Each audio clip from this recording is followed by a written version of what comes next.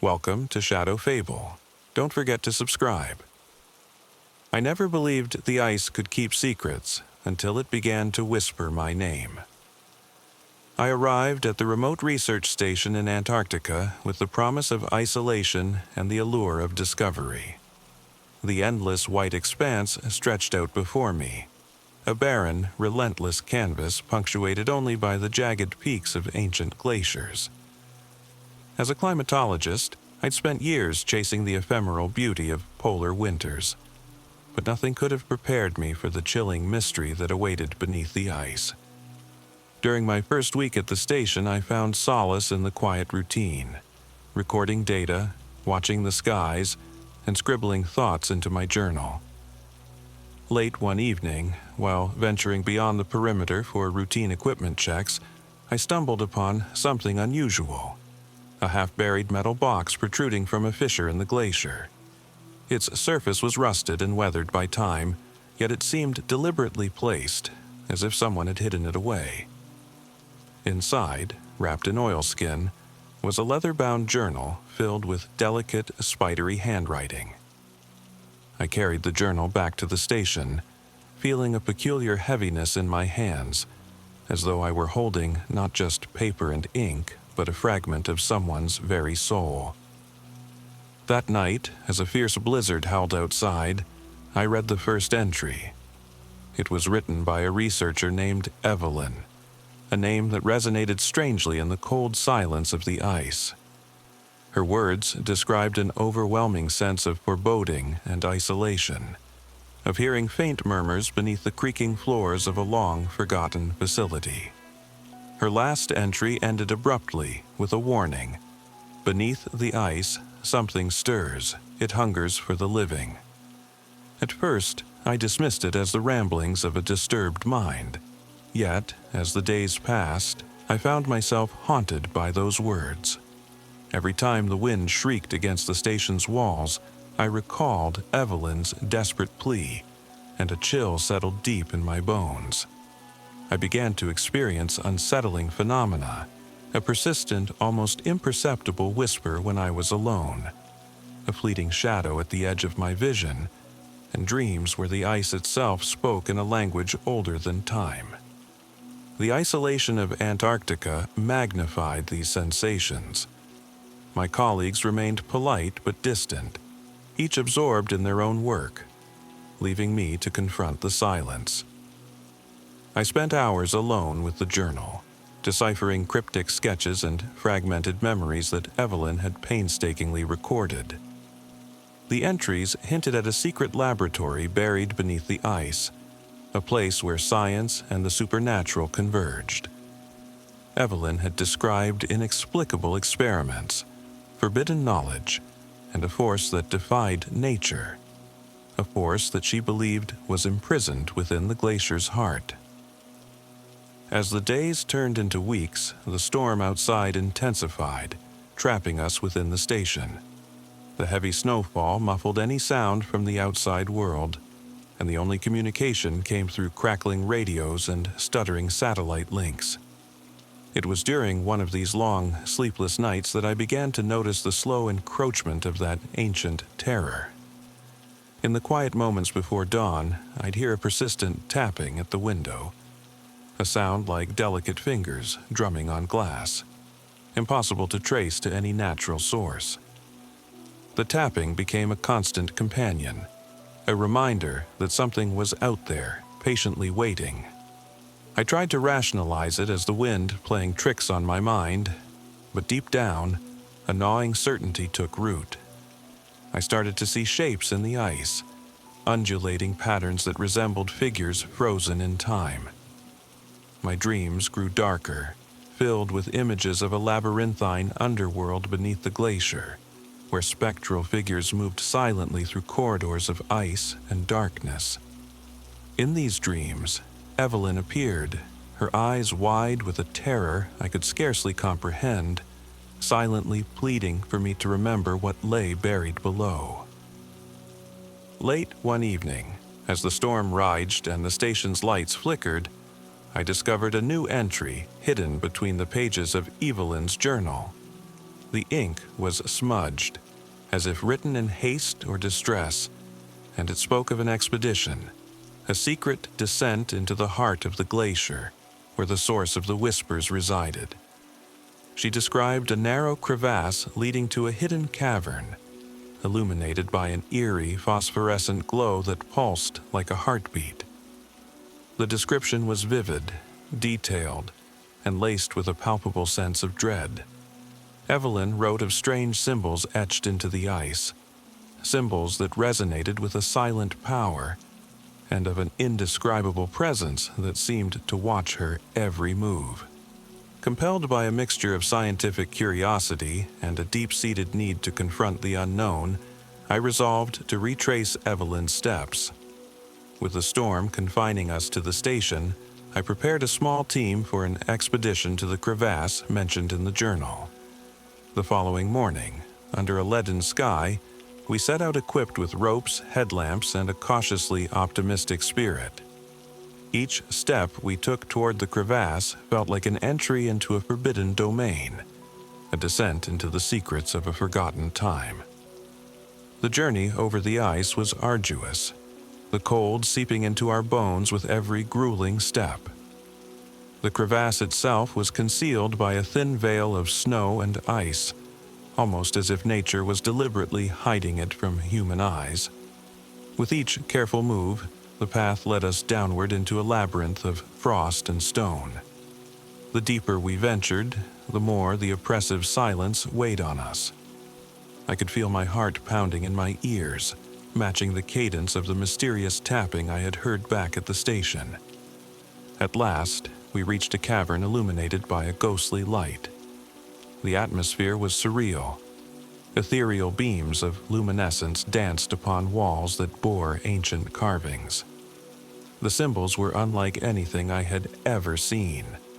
They evoked images of mythic creatures and cosmic cycles, their meanings obscured by the passage of countless ages.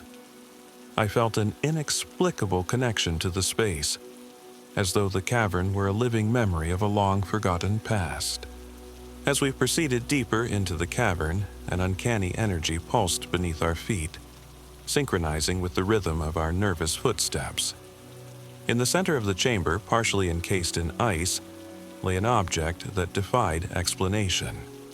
A crystalline structure that seemed to hum with an inner light, casting surreal shadows on the cavern walls.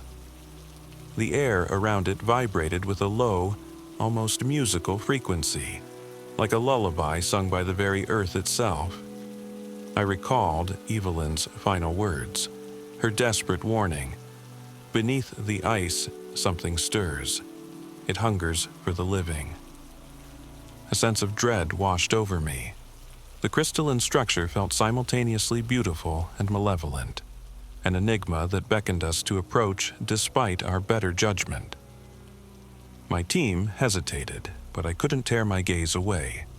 I reached out slowly, every instinct screaming to retreat, but curiosity overpowered caution. My hand brushed against the smooth surface, and in that moment a surge of energy rippled through the cavern. The hum grew louder, a dissonant melody that seemed to resonate with my very soul. In a flash of blinding light, the cavern's walls trembled as if awakened from a millennia-long slumber. I staggered back, heart pounding, as my team scrambled to regain their footing. The crystalline structure began to shatter, its shards scattering across the icy floor like broken dreams. And then, from the depths of the cavern came a sound, a guttural, resonant whisper that echoed in the vast emptiness. It was as though the glacier itself had begun to speak, revealing the hidden truths of a world beyond human understanding. We hurried back to the surface, each step feeling more burdensome than the last. The station, once a haven of routine and scientific endeavor, now seemed transformed by an unseen presence. The whispering continued, a constant reminder that we had disturbed something ancient and powerful. Night after night, the sound grew louder, evolving into an almost comprehensible language that seeped into my dreams and haunted my waking moments. I felt as if the glacier's secret had fused with my own consciousness, a slow and invasive takeover that left me questioning the boundaries between reality and nightmare. In the isolation of my room, I pored over Evelyn's journal once more, desperate for answers. Her final entries hinted at a prophecy, a cycle of awakening and entrapment, where those who dared disturb the ancient force were doomed to repeat the same fate. The realization was as chilling as it was inescapable. We had not merely unearthed a relic of the past, we had triggered an ancient mechanism that fed on human curiosity, luring us into a trap from which there might be no escape. The whispers now spoke directly to me, urging me to seek out the hidden truths buried within the ice.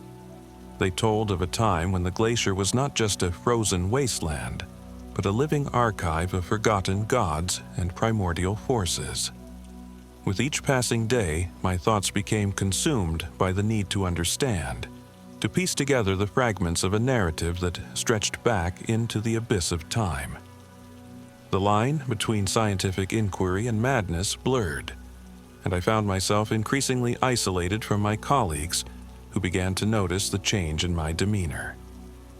One frigid morning, while reviewing seismic data in the lab, I detected an anomaly, a rhythmic pulse emanating from the region where we had discovered the crystalline structure.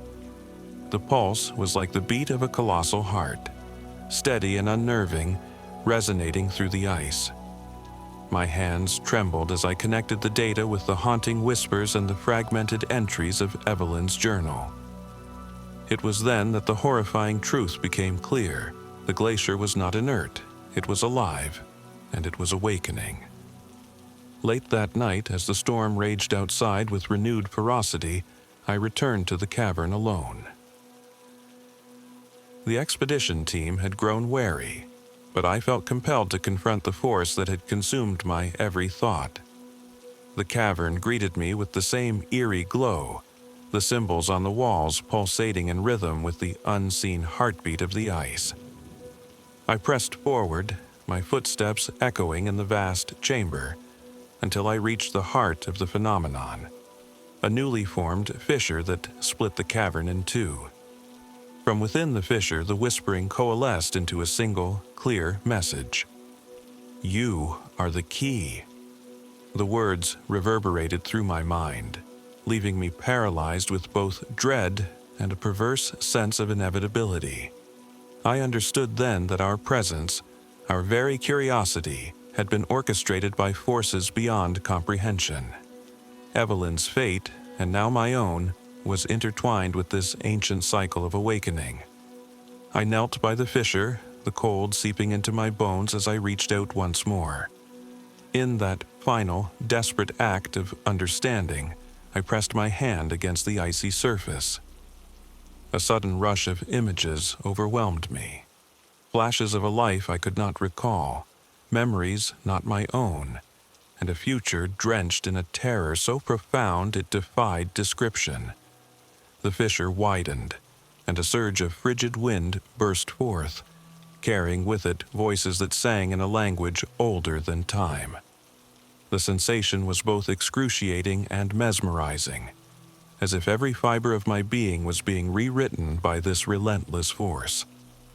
I felt a shattering of my identity, a dissolution of the boundaries that separated me from the ancient power that had been imprisoned for eons. In the aftermath of that moment, I staggered back, gasping for breath, as the cavern fell silent once again. But the silence was not the absence of sound, it was the calm before a storm that promised to reshape everything. The glacier's pulse now resonated within me, a constant reminder of the price of our meddling with forces beyond mortal comprehension. I returned to the station with a profound sense of disquiet, knowing that the awakening was only beginning. Over the following days, the whispers grew into an insistent chorus, permeating every corner of the station. Colleagues spoke of inexplicable chills, of shadows that moved against the natural order of light, and of a pervasive feeling of being watched. The isolation of the Antarctic winter had become a crucible for our collective unraveling. I documented every moment, every fragment of data, even as my own sanity seemed to fray at the edges. One final night, as the aurora borealis danced mockingly above the endless white, I sat alone in the lab, reviewing the seismic data that now painted a horrifying picture. The glacier's pulse was accelerating, a countdown to an unknown climax. The whispers returned, louder and more insistent than ever before. In a voice that was both mine and not mine, the message echoed one last time. Embrace your fate, for the ice has claimed you. In that moment, I realized that there would be no escape from this cycle. A slow, inexorable descent into a darkness that defied all logic. The ice, ancient and sentient, had woven itself into the fabric of our existence, demanding a price that none of us could pay. The station, our temporary haven of human ingenuity, had become the stage for a cosmic reckoning. As I prepared to record my final observations, I felt the weight of 1,000 years pressing upon me. The crystalline fragments from the cavern, the mysterious fissure and the ceaseless pulse of the glacier, had all converged to reveal a truth too terrible to articulate fully. Sometimes the pursuit of knowledge opens doors that cannot be closed, and in seeking to understand the mysteries beneath the ice, we have awakened a hunger that will never be sated. I closed my journal with trembling hands, the whispers still echoing in the recesses of my mind. Outside, the storm raged on, a symphony of wind and ice that foretold of a future steeped in sorrow and inevitable decay. There was no redemption here, only the haunting certainty that some secrets are best left frozen. And as I looked out into the endless white night, I understood that I, too, had become part of this ancient, relentless cycle, a living testament to the price of awakening the frozen terror.